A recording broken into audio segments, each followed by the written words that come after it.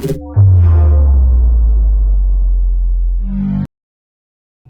guys, TekGeekHD here again with another video, and today I have my full comparison between the iPhone 6 and the iPod Touch 6th generation.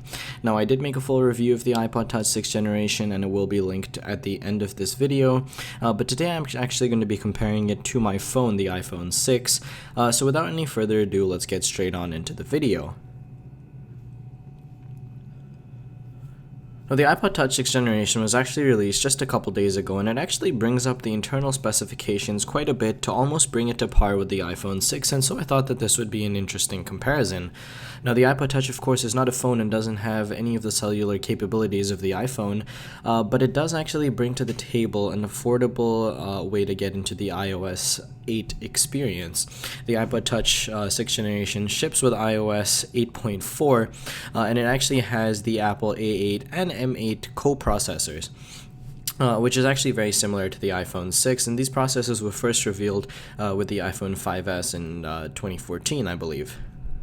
Now, one noticeable difference, as you guys can tell from here very clearly, is the fact that the iPod Touch is still only 4 inches. Now, I was surprised that Apple didn't bring it up to the 4.7 of the iPhone 6, but that might just be because this is probably the last iPod Touch that we're going to be seeing. Now, from a very unscientific test here, you guys can see I'm just opening up a couple pages. Here's where I was a little bit surprised with the iPod Touch. It actually handles web pages better than the iPhone 6 does. At least in all the tests that I was doing. And this happened pretty much across the board. So as you guys can see here, I'm going to tap this right here, and the iPod Touch actually loads up the page, and in this case, quite significantly quicker than the iPhone 6. Generally, it's not that big of a difference, and of course, you only see any differences when you bring them side by side, but tapping a button at the same time reveals that the iPod Touch across the board, at least in these tests, managed to load web pages a little bit quicker. Now, it's possible that it's because the iPhone 6 has more information to display on that particular page, and it is. The screens are actually the same resolution. They're both 326 pixels per inch in terms of the PPI, or the density of information that they have to load up, so I was a little bit surprised here. Again, I'm just going to tap this button right here. And in this case, you guys saw just a hair of a second, the iPhone 6 was quicker. So this is a very unscientific test. There's not very much here going on. Now, my iPhone 6 is programmed essentially to continue to open the YouTube application when I go to youtube.com. So this test here didn't really work, even though I actually just tried to type in YouTube. But what it did was actually took me to the YouTube desktop site. But the iPhone 6 actually can manage the desktop site. Now, I'm not really recommending that you use it because it's not the best of experiences, but in terms of the information that it's able to display, simply because of the larger size, it actually does look a little bit better on the iPhone 6. Now, I have relatively large hands, and it actually feels a lot nicer to be using a larger device like the iPhone 6. The iPod Touch just seems extremely small. Now, here's something a little bit more graphically intensive. This game here is called Leo's Fortune, and again, I was pretty surprised to find that it actually loads up a lot quicker on the iPod Touch 6th generation. Now, through simple benchmarks, the iPhone 6 is actually faster in both single and dual core tests, or multi-core tests, but the iPod Touch surprised me in actually being able to process these things a little bit quicker. Now, I believe that this is possibly due to the fact that my iPhone 6 is jailbroken, but I don't really think that that makes as much of a difference because there's not too many tweaks installed on my device that are actually slowing it down. In fact, I have things that actually speed up the animations. I'm just going to tap this little button right here, and you guys can see that over here, they seem almost identical, and the iPhone 6 actually loads up just a tenth of a second quicker. So it's a little bit surprising. I found these tests to be pretty unscientific as they are, but that's what it is.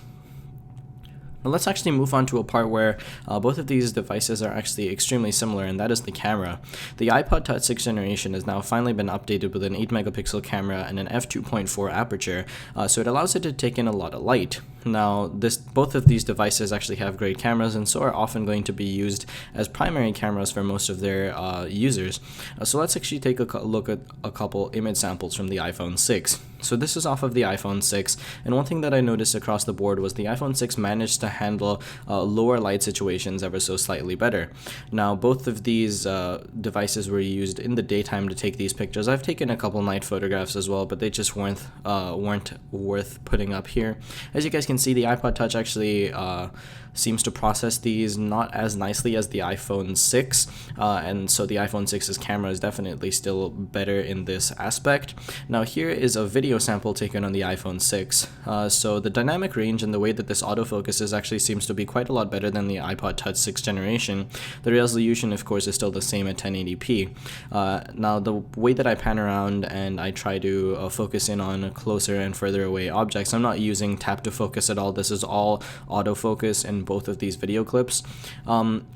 The iPhone just seems to do a better job of being able to switch between close-up and faster differences than the iPod Touch 6th generation. So I took exactly the same clip on the iPod Touch 6th generation here, as you guys can see.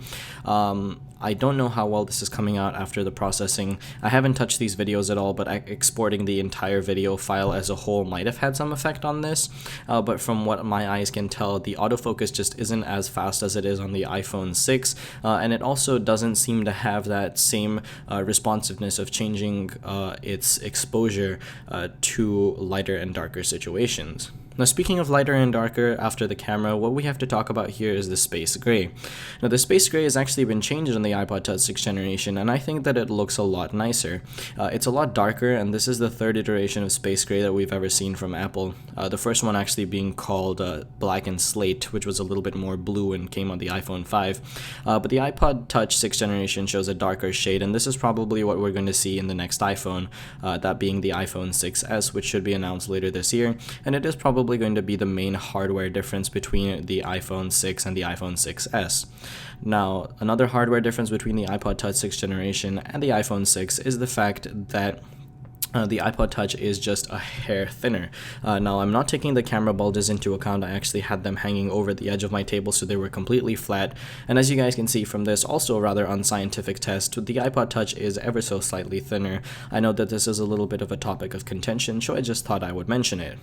Now, finally, another thing that irked me a little bit is the fact that the iPod Touch doesn't have Touch ID. Now, Apple's been trying to push Touch ID very hard on all of their devices. In fact, all of their iPhones in the current lineup actually support Touch ID, which is the iPhone 5s, the iPhone 6, and the iPhone 6 Plus, and all the iPads also now come with Touch ID, including the iPad Mini 3, which is just an iPad Mini 2 with Touch ID added on top. So I was a little bit surprised to see the iPod Touch not have it. Now, this is probably going to be the last iteration of the iPod Touch we're going to see, which is pretty sad because this used to be one of my favorite devices, and it was my first real internet-connected device before I had a computer or anything like that. So I really did like the iPod Touch, but I do understand that there is a dying market for this type of device as more and more cell phones are becoming cheaper and cheaper, and also people just decide to use cell phones over media players. But regardless, this is a good way to get into the iOS 8 operating system, into the Apple ecosystem, and it's a great device for playing games and taking pictures. Anyway, that about does it for this comparison. If you guys enjoyed this video, please do remember to leave it a like rating, and for more videos like these, please do remember to subscribe. Again, thank you all very much for watching, and I'll catch you guys in the next video. Peace.